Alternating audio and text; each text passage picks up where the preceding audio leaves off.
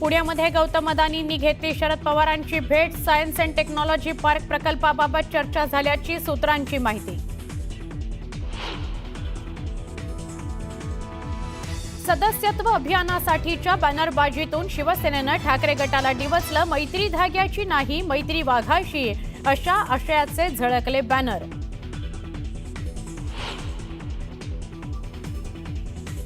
राष्ट्रवादी काँग्रेसकडून आज महाराष्ट्रातील माजी मुख्यमंत्र्यांचा सत्कार। मात्र परदेश दौऱ्यामुळे उद्धव ठाकरे अनुपस्थित राहणार, तर शरद पवारही सोहळ्याला उपस्थित राहण्याची शक्यता।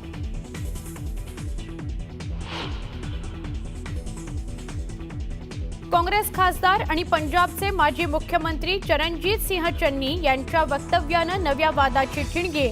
2019 साली झालेल्या सर्जिकल स्ट्राईकवर उपस्थित केले सवाल।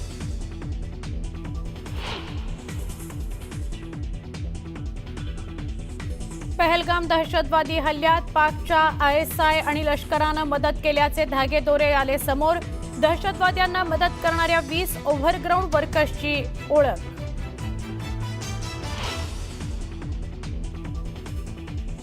आळंदीतून वाहणारी इंद्रायणी नदी प्रदूषणाच्या विळख्यात। केमिकल मिश्रित पाणी सोडल्यानं नदीवर फेसाचं साम्राज्य। वारकऱ्यांनी व्यक्त केला संताप।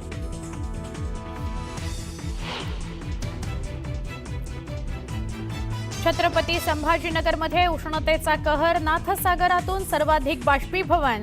6 दिवसांचं पाणी 12 तासांमध्ये संपलं।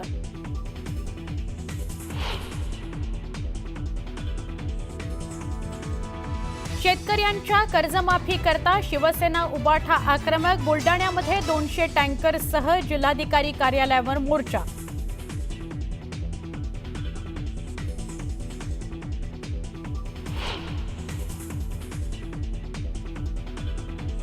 गोव्यात धार्मिक उत्सवादरम्यान चेंगराचेंगरी। उत्तर गोव्यातील शिरगाव इथं झालेल्या चेंगराचेंगरीत 7 जणांचा मृत्यू। आता आपण इतर बातम्यांकडे वळूया। खासदार संजय राऊत यांनी पाकिस्तानविषयी केंद्र सरकारचं धोरण आणि भूमिकेचा खरपूस समाचार घेतला। पाकिस्तानला पंतप्रधान नरेंद्र मोदी धडा शिकवणार आहेत, पण कधी शिकवणार हेच समजत नाही। आम्हीच चिंतेत आहोत, ते पाकिस्तानला कसा धडा शिकवतील याची काळजी आम्हालाच आहे, असा चिमटा त्यांनी काढलेला आहे। पंतप्रधानांना युद्ध करायचं आहे असं वाटत नाही, त्यामुळे मोदींची मानसिकता काय आहे हे पाहावं लागेल, असं संजय राऊत म्हणतात। प्रधानमंत्र्यांकडे पाहता, त्यांचा चेहरा पाहता, त्यांचं एकंदर वर्तणूक पाहता, वर्तन पाहता, त्यांच्या चेहऱ्यावरती कुठे काय युद्धाचं काय, आपल्याला युद्ध करायचं आहे, पाकिस्तानला धडा शिकवायचा वगैरे काही दिसत नाही। खुशमिजाज अवस्थेमध्ये आम्ही चिंतेमध्ये आहोत की पाकिस्तानला धडा कसा शिकवायचा, की पाकिस्तानशी युद्ध कसं करायचं। खरं म्हणजे या सगळ्याला जबाबदारच अमित शहा आहेत, गृहमंत्री। जे हत्याकांड घडलंय काश्मीरमधल्या प्रत्येक हत्याकांडाला गेल्या 10 वर्षातल्या फक्त देशाचे गृहमंत्री अमित शहा जबाबदार आहेत। तरी सुद्धा त्या व्यक्तीला प्रधानमंत्र्यांनी त्यांच्या पदावर का ठेवला हे रहस्य, का ठेवलं। 27 जणांचे जे हत्याकांड झालंय त्यात आपल्या राज्यातले 6 जण आहेत, त्याला जबाबदार अमित शहा। ते काय चुनचुनके मारू करतात। आमचे लोक चुनचुनकर मारले, त्याने तुम्ही राजीनामा दिला पाहिजे, त्यांचा राजीनामा घेतला पाहिजे। बुलेटिनमध्ये एक महत्त्वाची बातमी आहे। भिवंडी शहरात महिलेनं 3 मुलींसह गळफास लावून घेत आत्महत्या केलेली आहे। महिलेनं 12, 7 आणि 4 वर्षाच्या मुलींसह गळफास लावून घेत आत्महत्या केलेली आहे। म्हणजे पहिली मोठी मुलगी 12 वर्षाची आणि त्यानंतर 7 वर्षाची एक मुलगी आणि मग लहान जी आहे ती 4 वर्षाची मुलगी आहे।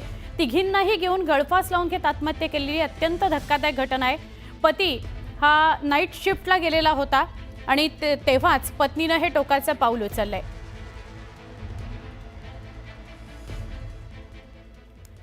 राष्ट्रवादी काँग्रेस पक्षाकडून आज महाराष्ट्राच्या माजी मुख्यमंत्र्यांचा सत्कार सोहळा आयोजित करण्यात आलाय। या सोहळ्याला सगळ्या माजी मुख्यमंत्र्यांना निमंत्रित करण्यात आलेलं आहे, पण या कार्यक्रमाला शरद पवार उपस्थित राहणार नसल्याचं सांगण्यात येत आहे।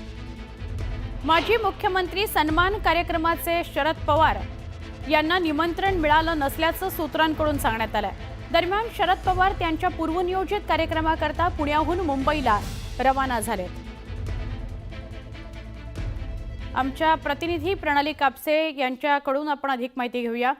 प्रणाली, नेमकं काय कळतंय? आजचा सोहळा आहे, शरद पवार या कार्यक्रमाला राहणार आहेत उपस्थित का नाही?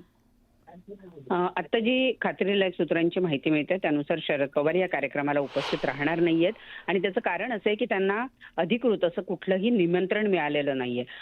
असं बोललं जात होतं की त्यांना फोन कॉलवरून निमंत्रण देण्यात आलेलं आहे, परंतु जी सूत्रांची माहिती मिळते त्यानुसार त्यांना फोन किंवा पत्र अशा स्वरूपात किंवा प्रत्यक्ष भेट देऊन निमंत्रण असं कुठलंही निमंत्रण त्यांना मिळालेलं नाही आणि ज्या कार्यक्रमाचं निमंत्रणच नाही त्या कार्यक्रमाला उपस्थित राहण्याचा प्रश्नच येत नाही असं पक्षाच्या वतीनं जी सूत्रांची माहिती मिळते त्यानुसार सांगण्यात आलेले आणि त्यामुळं माजी मुख्यमंत्र्यांचा जो कार्यक्रम आयोजित करण्यात आलाय सन्मानाचा, त्या कार्यक्रमाला राष्ट्रवादी पक्षाचा हा कार्यक्रम आहे आणि त्याच राष्ट्रवादी पक्षाचे जेव्हा दोन पक्ष एकत्रित होते त्याचे राष्ट्रीय अध्यक्ष असलेले शरद पवार हे 4 वेळा मुख्यमंत्री राहिलेले आहेत। पण तेच मात्र या कार्यक्रमाला उपस्थित राहणार नाहीयेत। प्रणाली, तुर्तास धन्यवाद, आपण सविस्तर माहिती दिलीत त्याबद्दल। शरद पवार सोहळ्याला उपस्थित राहणार नाहीयेत, मुख्यमंत्र्यांचा सन्मान सोहळा। पुढे जाऊया, आळंदीतील इंद्रायणी नदी म्हणजे लाखो वारकऱ्यांचं श्रद्धास्थान, पण इंद्रायणी नदीचं पात्र आज सुद्धा फेसाळलेलं आहे। नदी पात्रात केमिकल मिश्रित पाणी सोडलं जात आहे। ही परिस्थिती उद्भवली त्यामुळे ग्रामस्थ आक्रमक आहेत। फेस कमी करण्याकरता त्यावर फवारणी केली जात असल्याचं प्रशासनाकडून सांगण्यात आलं।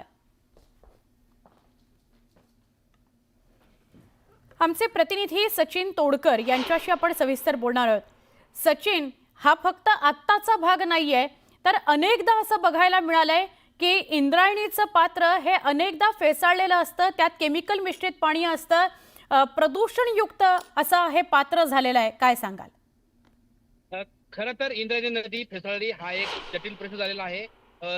वर्षभर ही नदी फेसाळलेली असते, याचं मुख्य कारण म्हणजे इंद्रायणी नदी ज्या ठिकाणावर उगम पावते त्या ठिकाणावरूनच तर आळंदीपर्यंत या नदीच्या दोन्ही बाजूला केमिकल कंपन्या आहेत आणि त्या केमिकल कंपन्यातले केमिकल मिश्रित पाणी कोणतीही प्रक्रिया न करता या नदीत सोडलं जात असल्याचा आळंदीकरांचा आरोप आहे आणि त्यामुळे हे पाणी फेसाळतंय। आपण या ठिकाणी पाहू शकताय, ही इंद्रायणी नदी आहे, आळंदीच्या परिसरामध्ये आपण आहोत आणि आपण या ठिकाणी पाहू शकताय की मोठ्या प्रमाणामध्ये या ठिकाणी हे नदी पात्र फेसाळलंय आणि हा जो फेस आहे हा संपूर्ण पाण्यावरती साचलेला आहे। त्याचबरोबर पाण्याच्या माध्यमातून हा फेस जेव्हा वाहतोय त्यावेळेस आपण अगदी काश्मीरमध्ये उभा आहोत की काय अशी परिस्थिती या ठिकाणी पाहायला मिळते।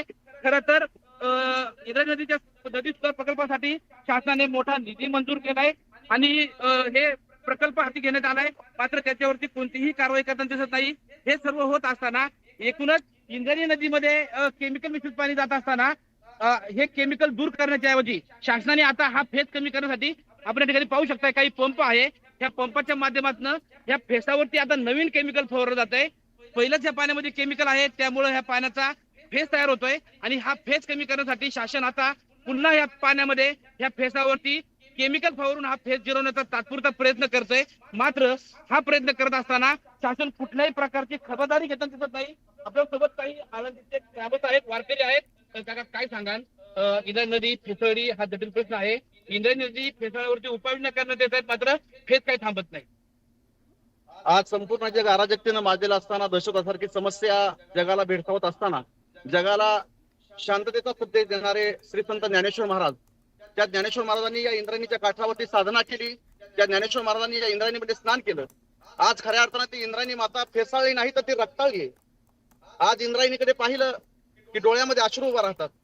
अनेक वेळा याच्यावरती शासनाने काय उपाय करण्याचे प्रयत्न केले, परंतु सगळेच उपाय ते फेल झालेले आहेत खऱ्या अर्थानं। आज संपूर्ण वारकरी समाज आणि महाराष्ट्रात ज्ञानेश्वर माऊली तुकाराम महाराज यांच्यावरती प्रेम करणारे सगळे भाविक शासनावरती नाराज आहेत की तुम्ही जखमीवरती तात्पुरती मलमपट्टी करताय, कायम उपाययोजना त्याच्यावरती शोधल्या पाहिजेत अशी आमची भावना आहे आणि त्याकरता वारकरी संप्रदायातून म्हणा किंवा पंचक्रोशीतून म्हणा सहकार्य करण्याची आमची भावना आहे। फक्त शासनाने आम्हाला सोबत घेऊन याच्यावरती तातडीने उपाय करावेत। हा जो प्रश्न आहे याच्यावरती तात्पुरती मलमपट्टी न करता याच्यावरती ठोस उपाययोजना कराव्यात अशी वारकऱ्यांची भावना आहे। इथे सामाजिक कार्यकर्ते आहेत, काय सांगाल याच्यावरती कायमस्वरूपी उपाययोजना करण्याच्या ऐवजी हा फेस जिरवण्यासाठी आता या फेसावरती केमिकल? नक्कीच सचिन, आपण बघतोय की प्रदूषण झालेलं आहे, या नदीचं पात्र हे प्रदूषित झालेलं आहे, फेसाळलेलं पाणी आपल्याला बघायला मिळतंय। याविषयी आपण अधिक बोलत राहणार आहोत जोपर्यंत हे पात्र स्वच्छ होत नाही।